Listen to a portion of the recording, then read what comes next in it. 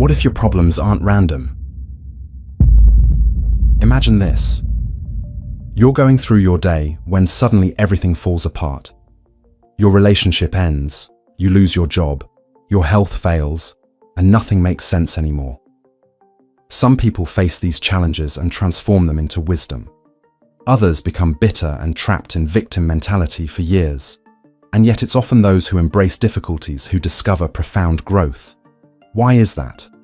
Is life truly random chaos, or could our problems contain hidden purposes? History, spirituality, psychology. Everywhere you look, evidence suggests that life's challenges aren't accidental. From ancient Buddhist monasteries to modern research, the pattern repeats itself. In a world where suffering is inevitable, those who resist this truth often become frustrated. Meanwhile, those willing to flow with life rather than fight against it discover an unexpected peace. This reality forces us to confront an uncomfortable question.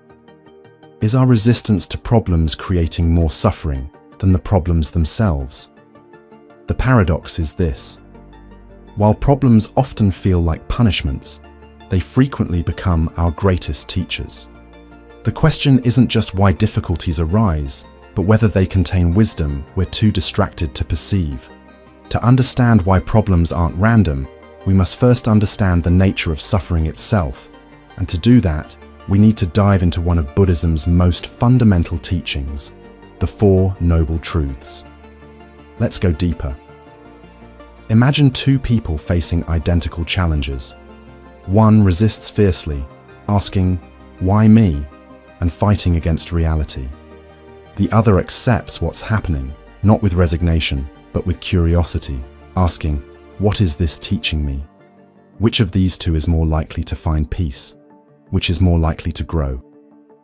The Buddha observed that our relationship to problems determines our suffering far more than the problems themselves. He didn't discover a way to eliminate life's challenges. He discovered a way to relate to them differently. At the heart of his teaching, suffering comes not from pain, but from our resistance to it. Buddhist wisdom reveals two fundamentally different ways people respond to difficulties. These aren't just abstract concepts. They explain why some transform through suffering, while others remain trapped in it. A skillful response begins with clear seeing. Those who respond skillfully don't deny their pain. They turn toward it with mindful awareness. They understand that suffering intensifies when we grasp at pleasant experiences and push away unpleasant ones. They take responsibility for their reactions rather than blaming circumstances. They recognize that while they cannot control what happens, they can control how they respond. An unskillful response is rooted in ignorance of suffering's true nature. Those who respond unskillfully either cling desperately to comfort or violently resist discomfort. They become identified with their pain, believing, "I am my suffering," rather than seeing suffering as a temporary experience. This approach keeps people cycling through the same patterns, perpetuating their pain. Here's the uncomfortable truth Buddha identified. Our suffering comes not primarily from our problems, but from our relationship to them. By anxiously seeking pleasant experiences and avoiding unpleasant ones, we strengthen the very causes of our suffering. While those who understand impermanence move through difficulties with grace, those who demand permanence remain trapped in frustration. So what does this mean for us? Should we resign ourselves to suffering? Or is there a middle path? To answer that, we must look deeper into the psychology of those who've mastered the art of transforming through difficulty, the ones who refuse to be victims of circumstance. Picture a vast wilderness where survival depends not on comfort, but on adaptation. In this environment, difficulties aren't obstacles, they're catalysts for evolution. The predator doesn't make the prey weaker, it makes it stronger, faster, more alert. Nature doesn't reward comfort seeking, it rewards those who can transform challenges into growth. Human consciousness follows a similar pattern. Beneath our pain, a profound intelligence is often at work. This isn't just spiritual poetry, it's psychological reality. Research on post-traumatic growth shows that people who face significant adversity often report becoming stronger, wiser, and more compassionate as a direct result. Psychologists have long studied why some people collapse under pressure while others transform through it. Time and again, we see the same pattern. Those who emerge strongest from suffering typically share a defining trait. They don't ask, "Why me?" but rather, "What now?" They don't curse their fate. They extract its wisdom. Consider the journeys of history's most influential teachers and innovators. The pattern is clear. Breakthrough usually follows breakdown. Capacity grows at the edges of comfort. This is why problems aren't random accidents. They're evolutionary invitations designed to expand consciousness beyond its current limitations. But here's the paradox. Our desperate attempts to control life often create more suffering than the problems themselves. The Buddha recognized that control itself is largely an illusion. We cannot prevent aging, avoid all loss, or ensure that everyone treats us well. What we can control is our relationship to these realities, how we interpret and respond to them. The mind that believes it should be able to prevent all problems will inevitably be crushed by anxiety. The heart that believes it should be protected from all pain will inevitably be broken by disappointment. This isn't pessimism, it's liberation from impossible expectations that only intensify our suffering. From childhood, we're told a comforting story, that life should be predictable, that good people should be protected from hardship, and that suffering is always an error to be corrected. But then, as we step into reality, a brutal contradiction emerges. The kindest hearts often face the greatest trials. The most honest people don't always succeed, and painful experiences continue to arise despite our best efforts. This disconnect is not a flaw in the system, it is the system. The concept of Dharma in Buddhism points to a natural order that includes both ease and difficulty, joy and sorrow, success and failure. This isn't punishment, it's simply the nature of an impermanent universe where nothing stays fixed. Psychological research has identified a phenomenon called resistance anxiety, the tendency to create additional suffering by fighting against what cannot be changed. Those who transform through suffering share core psychological traits. Psychologists call it psychological flexibility, the ability to adapt to changing circumstances without being defined by them. Time and again, we see the same patterns: present moment awareness, willingness to experience difficult emotions, and the ability to find meaning in struggle. Consider the lives of history's wisest teachers. The pattern is clear. Wisdom isn't born from comfort. It emerges from facing difficulty with consciousness rather than reactivity. This is why problems often precede awakening. They dissolve our attachments to how life should be. The strong aren't those who avoid suffering. They're those who learn to stay present within it. One of the most damaging beliefs in modern society is that the good life is the comfortable life. This illusion is reinforced everywhere. From media that showcases only happiness to spiritual teachings that suggest proper faith should shield us from difficulties. But this belief doesn't protect us. It only leaves us unprepared. The truth is, problems aren't evidence that you've failed or that life is against you. They're built into existence, not as punishments, but as invitations to evolve. The question is not whether you'll face difficulties, but whether you'll recognize their transformative potential. Many waste energy fighting against reality, wondering why things aren't different, when that same energy could be channeled toward growth. Throughout history and across traditions, chaos has preceded transformation. The caterpillar must dissolve completely before becoming a butterfly. Seeds must crack open before new life can emerge. Ancient wisdom traditions recognize that breakdown often precedes breakthrough. Your personal difficulties follow this same pattern. The job loss that seems disastrous may be clearing space for work better aligned with your purpose. The relationship breakdown that breaks your heart may be preparing you for deeper connection. The illness that limits you physically may be expanding you spiritually. The greatest mistake is assuming that growth should be comfortable. The moments that most define our lives are often those that initially feel like catastrophes. In Buddhist tradition, the path to enlightenment isn't about eliminating problems. It's about transforming our relationship to them. The Buddha discovered what he called the middle way, a path between the extremes of indulgence and austerity, between grasping and rejection. This middle way teaches us to neither cling to pleasant experiences nor push away unpleasant ones. This perspective transforms how we approach difficulties. Instead of asking, "Why is this happening to me?" we begin to ask, "What might this be teaching me?" Instead of praying for easier circumstances, we pray for greater capacity. The focus shifts from changing external conditions to transforming internal consciousness. Research confirms what Buddhist practitioners have known. Resilience isn't about avoiding challenges, but about developing inner resources to face them with awareness. One of the most persistent illusions is the belief that life should be fair, that good people should be rewarded and difficult people should face consequences. Psychological research reveals the just world fallacy, the tendency to believe that people get what they deserve.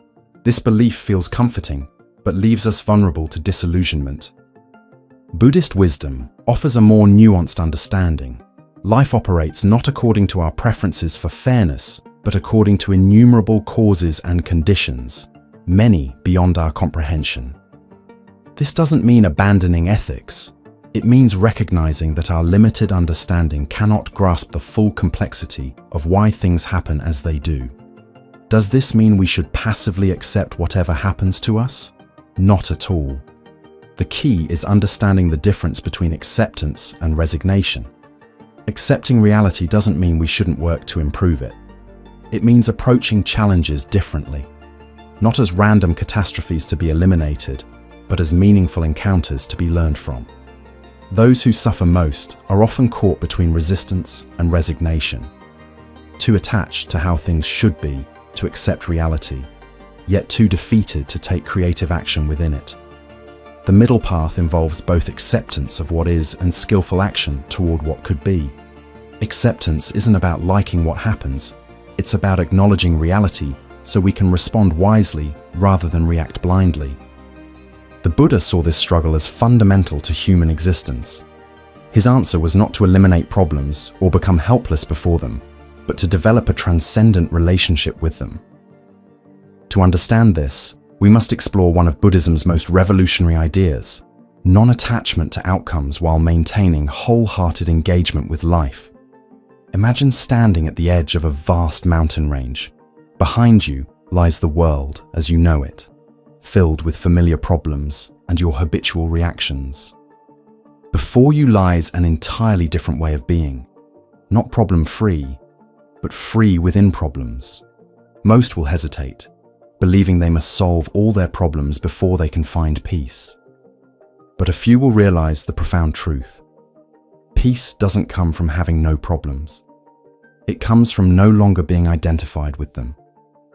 These are the ones who discover that they are not their difficulties, not their stories about their difficulties, but the aware presence witnessing it all. At the heart of Buddhism is mindfulness, the capacity to observe experience without being completely identified with it. Unlike passive acceptance or aggressive resistance, mindfulness offers a middle path of clear seeing that creates freedom within any circumstance. Unlike passive resignation or frantic control, non-attachment is about engaged acceptance, fully acknowledging reality while skillfully responding to it. The power of this approach comes not from external control, but from internal freedom, the freedom to choose response rather than react automatically.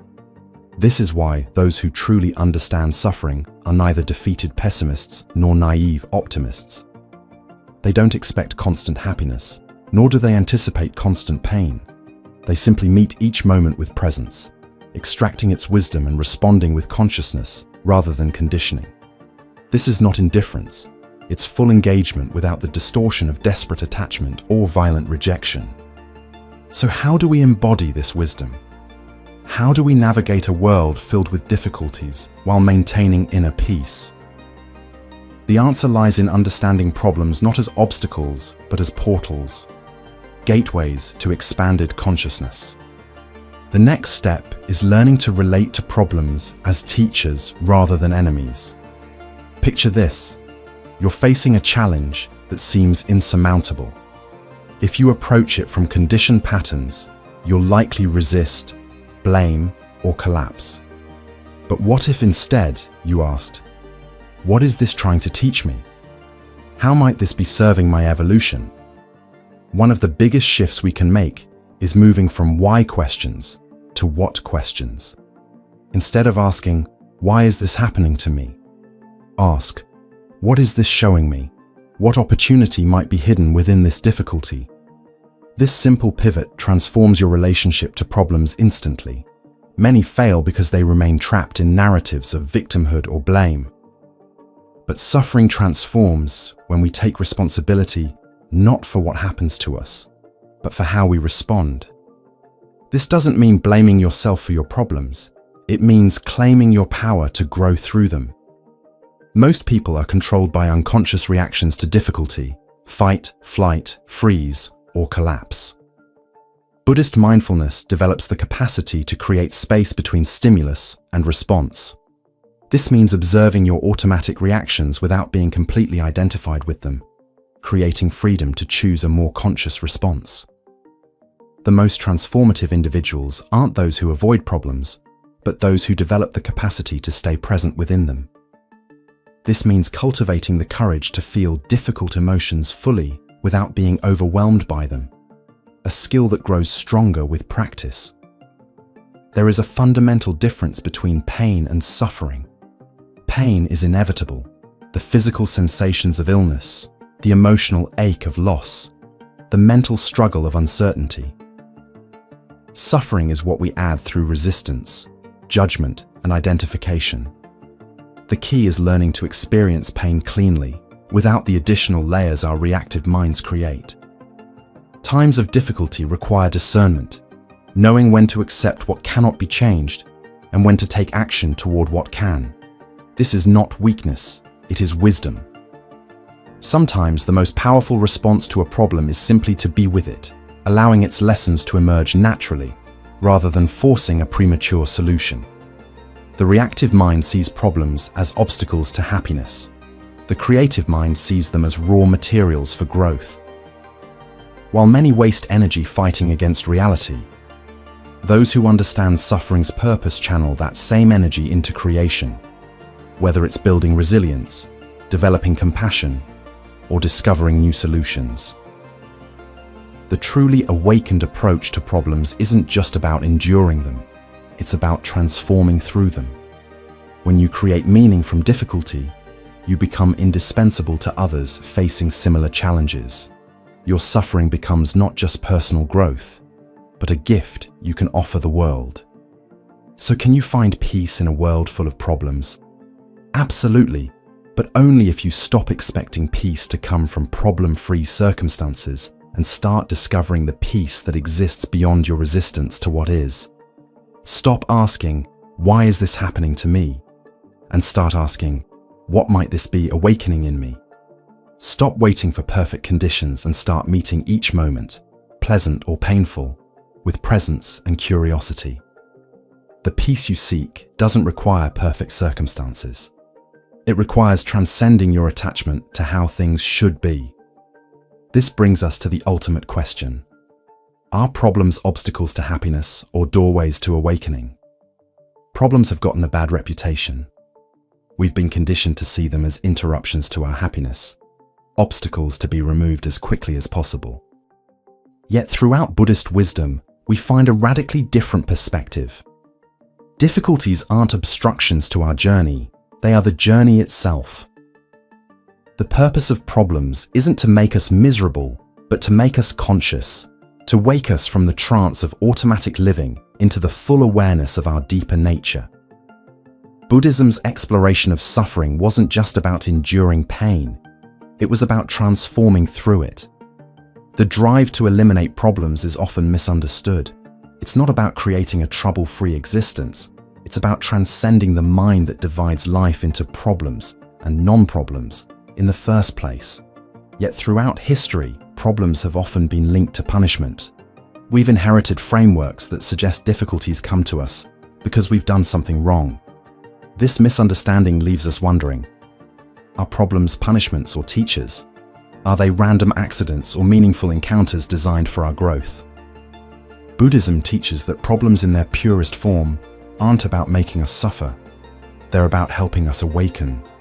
They reveal aspects of ourselves that remain hidden during comfortable times. In a world where comfort is championed, the individual who willingly faces difficulty is often viewed with suspicion.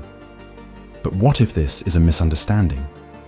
Buddhist teachers didn't see problems as obstacles to happiness. They were portals to a deeper understanding, opportunities to explore the limits of your resilience, compassion, and wisdom. In this light, problems become an ethical journey, challenging you to break free from conditioned reactions and to respond from your highest potential. But does this mean that everyone who faces problems will grow through them? Not necessarily.